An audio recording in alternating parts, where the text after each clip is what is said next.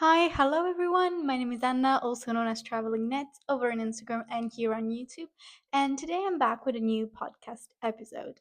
So this is episode number 2, and I wanted to record this before Christmas as one of probably the main work in progress is actually a Christmas gift. And hopefully after Christmas I won't have it anymore if all goes to plan.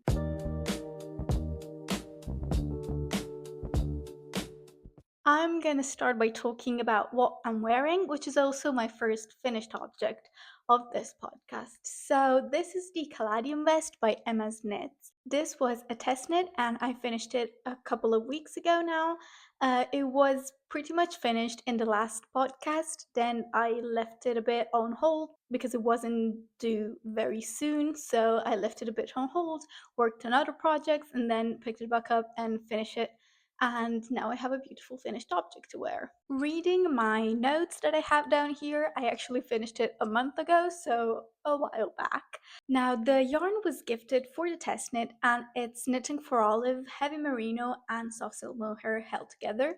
For the main color, I used powder for the heavy merino and soft rose for the mohair, and for the contrast color it's Bordeaux in both the heavy merino and the soft silk mohair. The body is knit on 5mm needles, and then the rib is on 4mm needles, I'd say, but now I don't exactly remember that, so I'll write it somewhere if it's not the right needle size. The gauge for my vest was pretty much what the pattern called for.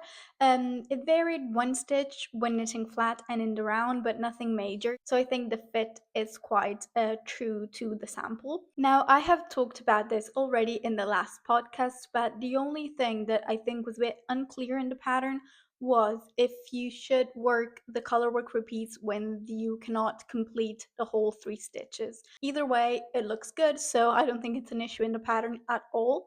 But ever since we finished the test knit, Emma actually started another test knit for the same vest with another yarn, just to work out some of the issues she was having with the fit of the vest. I think the main change will be that this part will be a bit wider, and probably the neckline won't be so deep.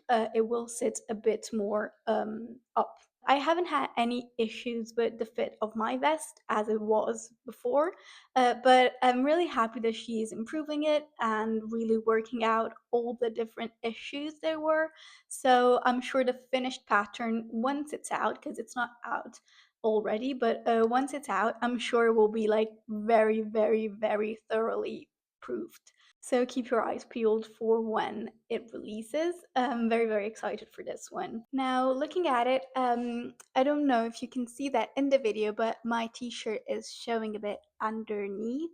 So I do think that maybe bringing the neckline a bit higher up will be a good improvement. But again, I'm very happy with this vest.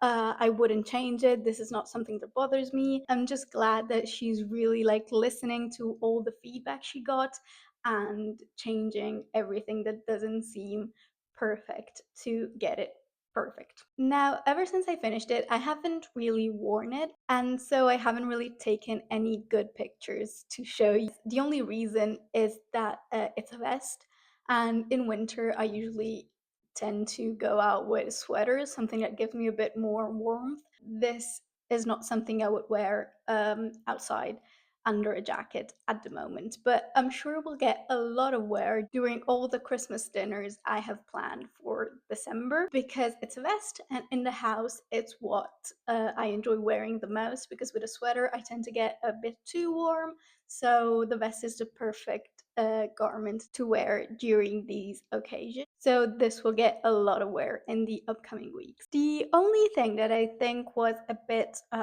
wrong in the pattern was the yarn estimate.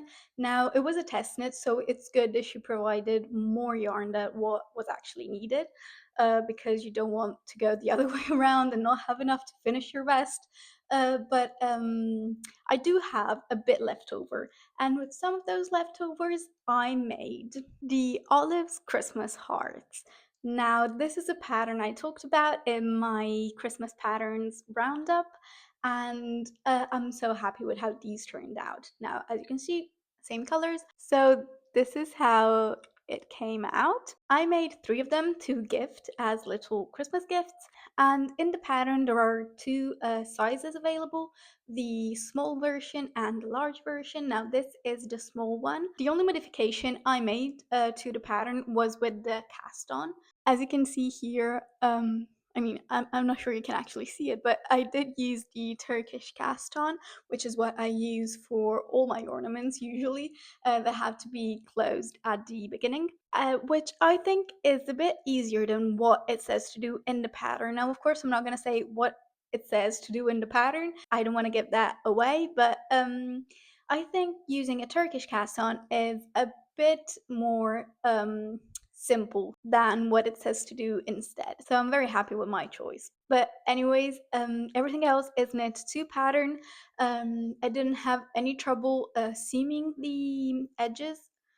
I thought I was gonna have some trouble. It says to use mattress stitch. I always thought of mattress stitch as like joining 2 pieces of stockinette fabric.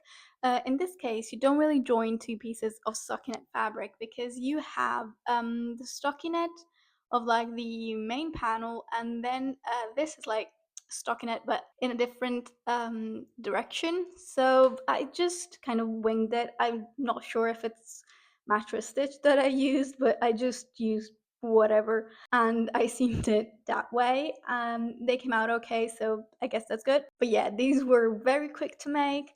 I loved the end result, and I actually did one more, which is like a mini version. I'll show it compared to the small one. This one's the small and this one's the mini, but it's not in pattern. I just simply adjusted the pattern to make it smaller, following some sort of proportions so it would still look like a heart, and it does. So I'm very happy with how this turned out, and this is gonna be for me. I'm gonna hang it on my tree, and the other ones I'm gonna gift. I feel like I have a lot of finished objects in this video, but it's only because they're very, very small. And the next one is no exception, and it's the Winter Warmer Hot Water Bottle cover by Laura Penrose. I just love this design. I'm very happy I had the chance to test knit this a while back, and the test knit was such a good one. Everyone in the group chat was amazing. Laura was amazing. It was a very welcoming test knit, if you know what I'm talking about. Some test knits tend to be a bit dry. This one was very nice. I had a great time testing it and talking to the other test knitters, so that was a great experience. The yarn I used for this one was a yarn acquisition in the last podcast, and it's called Lana Pecoratingola Fiemmese, and I bought it in Val di Fiemme in Trento here in northern Italy. I bought it with no clear plan in mind, so I was always on the lookout for projects that could use this wool, and I found the perfect one for it. Now, this yarn is a bit on the thinner side and it's a bit uneven throughout the whole skein, so I did have to fiddle a bit with gauge to find the correct one. I think the original pattern is on 3mm needles for the colorwork pattern, and I ended up going down to a 2.5mm needles and then a 2mm needles for the stockinette. Whereas in pattern it says 2.5 for the stockinette. So this was not a long knit because it's a small thing that I made in the end, but it did certainly take some time because it was knit on such small needles.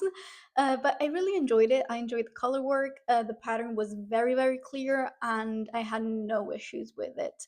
So I'm glad about that. It's always nice when you have a test knit that runs smoothly and you don't have to like figure out all the things yourself. When I finished knitting this, the fabric was a bit gapey. Now that I blocked it and used it a bit, I think it's much nicer, but you certainly can still see that like it could be a bit more even, but I'm very happy with how this turned out. I've never had a hot water bottle before, and now that I have this, I cannot put it down. I have it with me all the time, And so I'm very happy I used such a special yarn for this. It's all hand dyed and hand spun, and having met the lady that does that is something very, very special to me. So I know it's something I'll reach for a lot, and it will always bring a smile on my face when I look at it. I almost forgot, the pattern comes in two sizes, the mini and regular size. The mini one is for 500 milliliters, and the big one is, I think, for 2 liters. There's a big difference between the two of them. So I went with the small one because I've never had a hot water bottle and I didn't want to knit something huge that then I wouldn't end up using. I've got another finished object that was a work in progress in the last episode, and these are the split line gloves. Now, I was knitting a pair for me and a pair for my boyfriend. The what I made for my boyfriend, I already gifted it to him, so I no longer have it with me, but I am gonna show you mine. Now, this is what they look like on. Uh, I think they fit perfectly. They fit so, so, so well, and I'm so glad I added the thumb slit. It's just the best to look at your phone, take pictures with your phone, and stuff like that. I think without this, I wouldn't wear them as much, but I've actually been wearing them a lot. Now, this is a design by myself. It is already on Ravelry, so you can find it there if you're interested in knitting one yourself. And I was scared as well when I first started knitting them, because knitting five finger gloves is something that you don't really see a lot in the knitting world, because it's scary, because you think it would take so long and there are so many ends to weave in. But actually, I can assure you, this is not that bad. So they are knit on 2.5 millimeter needles. Again, maybe daunting, but I can assure you, they knit up super quickly because they're very, very small. And all the fingers are, of course, yarn that you have to attach. But again, it's just a matter of weaving in some ends, and then you have something very practical and very functional that you can use every day for a lot of years to come. So I think it's worth it to invest some time in weaving in those ends. I mean, I do have some gloves that like some mittens that have like the same space for all the fingers, and I do like them. They're mostly color work, they're very, very pretty, but as far as practicality goes, I don't love wearing those. It's always a bit of a pain when I have to put them on, take them off, look at my phone, take out something from my bag. I cannot do anything with them. Whereas with these ones, I never have to take them off. They have the slit, I can look at my phone, they have five fingers, I can grab things, I can hold on to things. So it's something I definitely recommend. If not this pattern, another pattern, but please don't be scared to knit five finger gloves. They are very, very, very practical, and you love having yours. Especially in the last week, I went to Birmingham, UK. It was cold, and I loved having these with me. I wore them every day, and I'm so happy I finished them in time, and I finished my boyfriend's pair in time, so we had matching mittens. Now, the pattern comes in two sizes, one that is like an average women's size, and one is an average men's size. The women's size is knit with finger and weight yarn on 2.5 millimeter needles, whereas the men's size is actually the same stitch count, just on 3.5 millimeter needles. That is DK weight or fingering held double. Now, last finished object. This is one that everyone is talking about, and who am I to not follow trends? So here we are. These are, of course, the sailor slippers by Annie Sews. Now, I think these came out super nice. I've got my pair, and I've got a pair for my sister as well, but I have another 3 pairs planned that I'm gonna be knitting during the last days leading up to Christmas. I'm hoping they will be finished by Christmas, fingers crossed. I will have a project vlog about these slippers, so everything there will be a bit more detailed, but I do have some thoughts that I'd like to share with you now. The pattern is super well written. Everything is super clear. The sizing is very, very comprehensive, and it also says how to adjust it to fit a size that is not in the size range.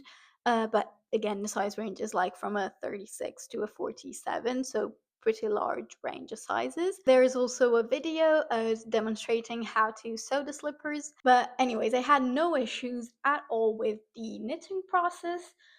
Then the felting. I had a very hard time understanding how my washing machine works. I've never felted anything before, so I put my two slippers in, and it took me probably 3 hours to felt them. I don't know if it's that I put it on a like delicate cycle or what. At the beginning, I didn't put a towel in, I just put the two slippers, and after an hour at 40 degrees and 1200 rounds per minute, they were still huge. So I did another round like that, still not huge. They did felt, but they weren't like the size that they needed to be. So then I continued doing like 15 minutes increases, and finally, after almost like 3 hours, they were ready. Now they do fit. I'm very glad about that. The thing is, as they're felted, they're not very like stretchy, which is something that maybe I would have liked for a slipper. They are very, very sturdy, which is great, again. But the thing is, I'm a bit afraid that putting them on and taking them off, they will eventually like stretch here and they won't go back to the original size. I haven't worn them yet. I felt them yesterday, so they're still a bit damp, but I will report back on how they wear in my project vlog, so stay tuned for that. Now you can probably see that on the right slipper I put a mark. This was to indicate the right and left slipper because before felting you can't really figure out which is which, but after felting you can definitely recognize that this is the right one and this is the left one. So, oh, actually this is mirrored, this is the right one, but you can definitely recognize that after felting, so there's no need to put like a sign on one of the slippers at all. I've seen people on Instagram put like letters like R and L for right and left. That's a lot of work, so I didn't want to have to do that, but I did want to tell them apart, so I did do a simple like mark on the right slipper, but again, not necessary. As you can see, the shaping is very well done, very well engineered, so I'm very happy about that. I used drops of snow for these ones, which is what is recommended in the pattern, and size 8mm needles. The colors I used, I don't remember right now because there are so many of them. I bought huge amounts of wool for these ones because, as I said, I want to make 5 pairs total. So they will be linked in the description and in my Ravelry project page, so you can read and see all about it. But these are my sister's pair, and then my pair. They have the same main color and then a different contrast color, obviously.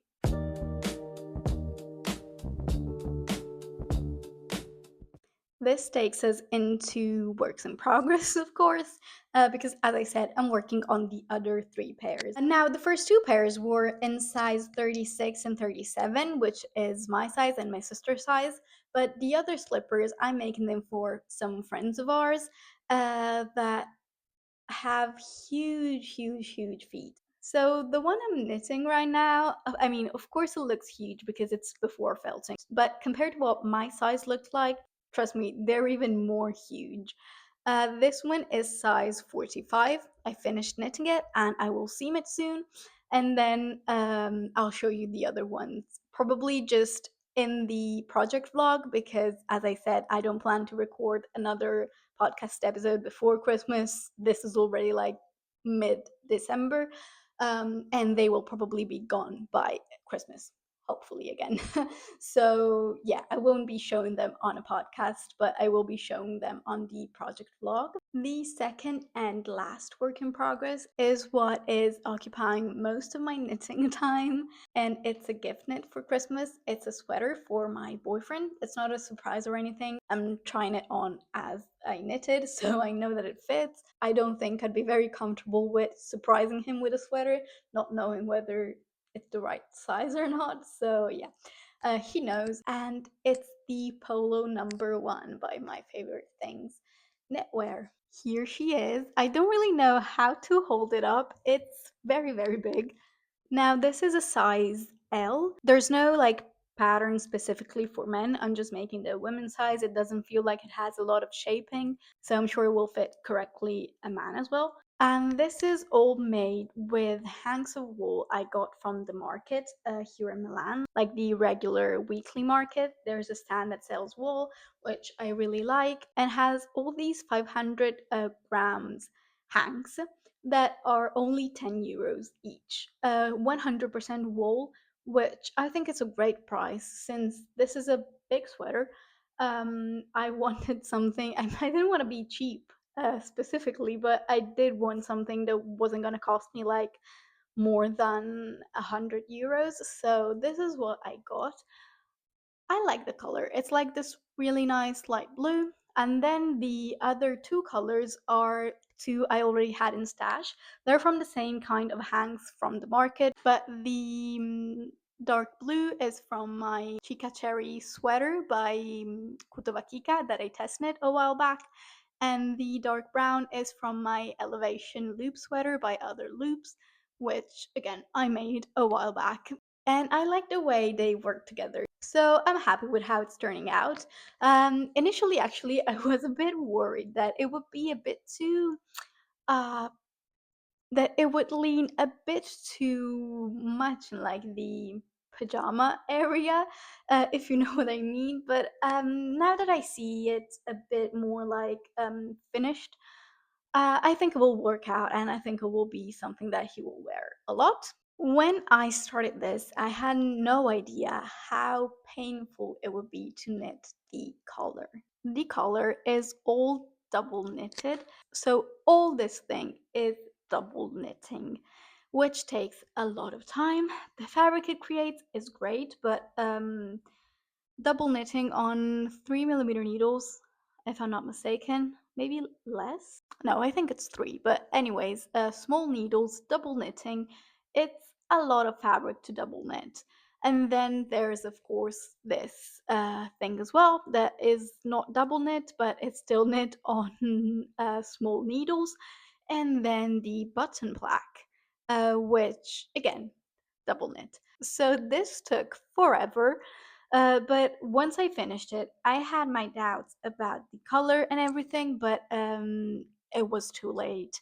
I spent so much time making this color that I had to attach it somewhere. So this is what he's getting. This is what I'm finishing, and I hope it will be something he enjoys wearing. After knitting the collar and attaching it, the rest of the sweater really goes by super, super, super quickly. It's all stockinette stitch on 4mm needles. You have a very large amount of rows that you have to knit in one color and then change colors, but it doesn't take that much because it's all stockinette stitch. Now, last year as well, I made a sweater for my boyfriend, and that was the Esther Sweater Man by Petite Knit. And that took forever. It's all over texture, knits and pearls. You have to remember the pattern, you have to keep alternating knits and pearls.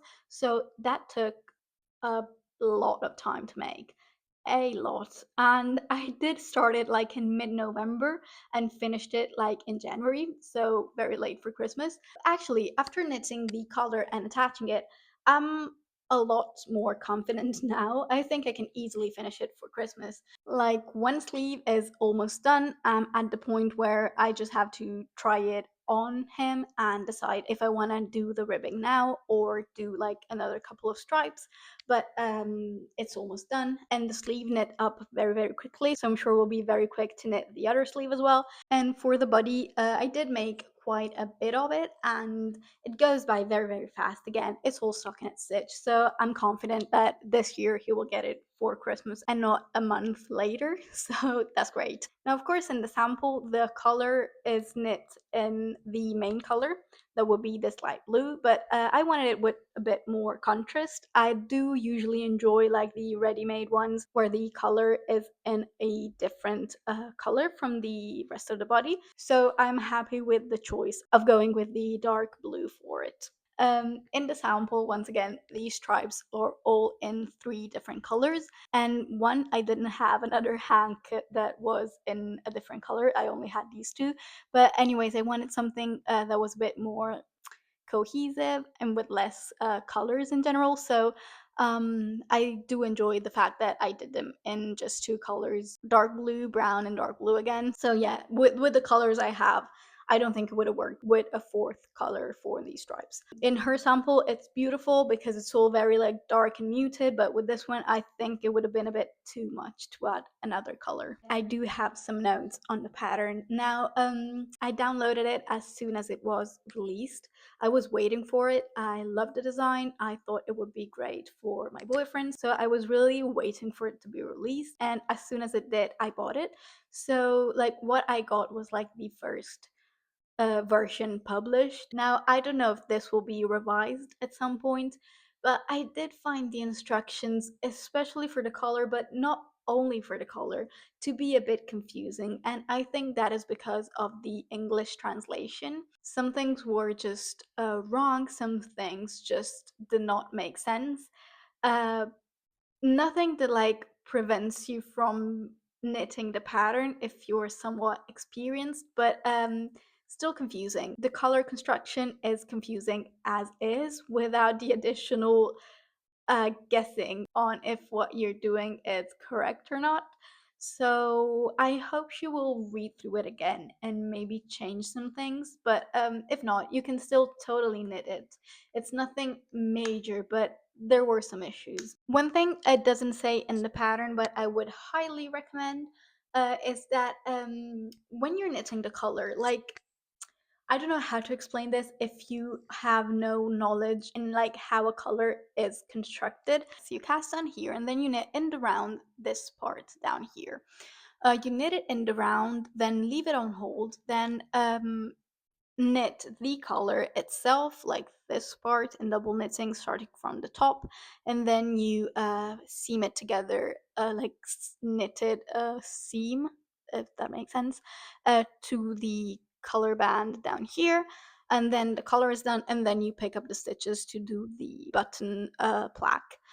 But anyways, what it creates over here is something that then you seam close. So what I would recommend is weaving in your ends before you do that, because otherwise, I mean, I don't know if you could do it afterwards. Or anyways, you would have to seam them on like the right side of the work, which is never great. So I do recommend weaving in the ends before attaching the color to the polo itself. Maybe that's something that comes natural to a lot of people, but having never knit color myself, I think it would have been nice if it were mentioned. Then for the sleeves, in the pattern it says to decrease, I'm not gonna say the decrease rate that it says to do in pattern, but what I can say is that it says to decrease every X rows, but then it tells you that like for a neat finish, you should decrease on the X row of the pattern. Now, these two things do not coincide. It's not the same row. And I think that's something that would have come up in like a test knit or something, but it didn't. It is just like a suggestion to decrease on that specific row of the pattern. But since it's written that that's the neat way to go, I would have hoped that like the decrease every X number of rows would coincide with that row number, but it doesn't. And that's a bit weird to me for such a big designer. I don't know if any of you had any issues with this. I don't know if you've knit polo number one, please let me know. But I thought there were just some things that just weren't making sense. And again, it's not a huge problem to decrease in one row or the other, but like you have to spend some time figuring out if you've read it wrong, if the pattern is wrong, if you are wrong, stuff like that, which I don't love. I buy the pattern to like shut down my brain and not have to think about anything. And with this one, I did have to think a bit about what I was knitting. But then again, I think this is such a like difficult design to grade and everything. The color was definitely not easy, I think, to like write down. And so I do realize that it's not an easy design, and it's okay that some things aren't working.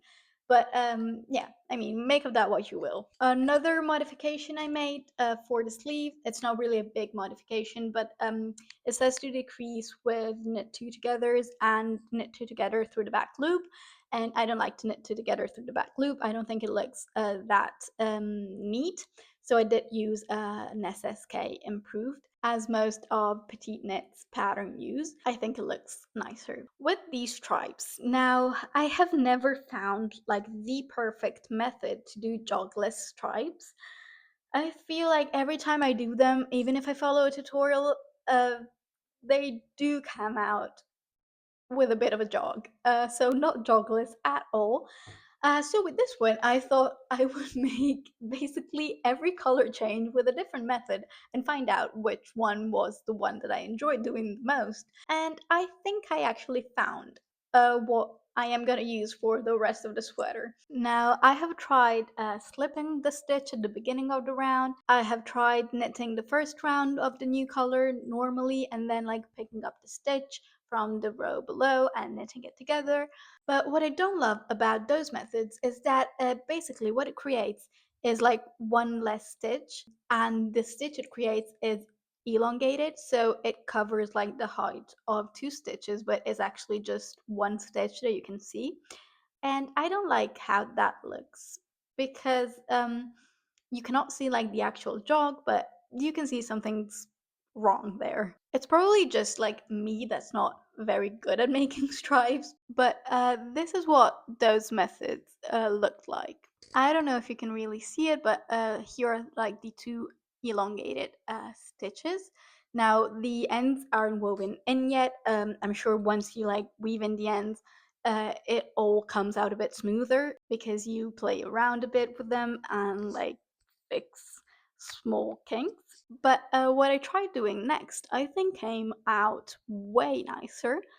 As you can see here, my phone won't focus, but it's still a bit wonky. But once I weave in the ends, I hope that will smooth out. I will link the video tutorial I used in the description. But basically, what you have to do is one stitch before the end of the round, you just knit the last stitch and then slip it back again on the left needle. At that point, you knit that stitch again with the new color, knit one round, and when you reach that stitch that is the one before the stitch marker, you knit it with like the stitch below. So like you pick up the stitch below, put it on the left needle, and then knit it together. And in that way, I don't know for what reason, but it creates still two stitches and not just the one elongated one. So I've been really liking this method. I had never tried it before, this polo, and I'm glad I did because I think I'm going to stick with that, at least for this project. Then maybe I will find something else that is even better. And if you have any recommendations on how to knit jogless stripes, please, please, please leave them in the comments because I would love to find a method that actually works for me, but maybe other people could find a method that works for them as well in the comments, and that would be just great. This is pretty much all I had to say about Polo number one. Again, this is what it looks like now, and I think it will be finished by Christmas. I will gift it to my boyfriend, so maybe I can get it back for the future podcast to show it to you, like completed and finished. But if not, I'll show some pictures on Instagram for sure. So be sure you follow me on Instagram as well at Traveling Knits. And this was the last work in progress that I have. I think I'm gonna knit on this until it's finished, and then it will start another project because I want to have this done by Christmas and not by January as last year.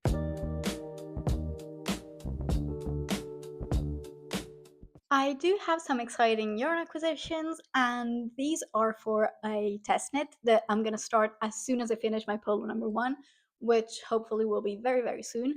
And this is for the tin sweater by Ullen Knitwear. Now, I actually have started it before, but the pattern, like at the beginning, was a bit wrong. The stitch count was not working out, so I had to rip it back out and knit it again a couple of times. And eventually, I just decided to focus on polo number one and then cast it on once the pattern was corrected, and now it is. But I'm gonna show you the yarn first that I plan on using for this sweater. I actually bought the pattern specifically for the project. Now, this is an old colorwork sweater, so I think the idea behind it is that like you pick a main color and maybe like buy that, but then all the different colors can be scrap yarns. The problem is I don't have a huge yarn stash. I'm a very like intentional buyer. I buy yarn for like specific projects and end up either using it all because I bought the correct amount, or like having really small leftovers that I like to like get rid of straight away. So if I finish, like for example with the vest, I finished the vest, I had some leftovers, I made the ornaments. I like to like get rid of every single last piece of yarn I have in my stash before buying new yarn. So I didn't have enough scrap yarns to make the sweater, so I bought new ones, and I bought this during a drops sale. So it was also very, very affordable. For the main color, I decided to go with Drops Flora Held Double. The sweater is knit on 4mm needles, so DK weight slash sport weight. It's fingering plus mohair, so yeah. I decided to go with this Held Double. I don't love mohair, so I went with just this. Now, Drops Flora is 65% wool and 35% alpaca, and it's 210 meters in 50 grams. This is color number 31, which is, I think, the colorway Sand, if I'm not mistaken. But anyways, it's this nice beige color. Then for the different colors to make the colorwork motif, I went with this Flora again in the colorway 16, and this color will be held with other yarns. It won't be this held double, it will be held together with some drops alpaca yarn. Now the first one it will be held together with is this one that I don't currently remember the shade, but again, everything will be linked in the description and on my Ravelry pages. But this one is the alpaca, and this is the drops flora that it's held together with. As you can see, I had started this project already and then ripped it back out. Then the drops flora will be held together with this shade of drops alpaca, which is color 9038. Everything is like green, light to dark green. So this wins the second one. Then this is the third one, and this is shade number 7323. And then the last shade of green is this one, very dark, and it's shade number 7815. Anyways, this will be probably more than enough, but if not, I'm planning on using some leftover yarn that I haven't stashed that is like dark brown. So after this color, if it's not enough, I will go with the dark brown for the rest of the color work.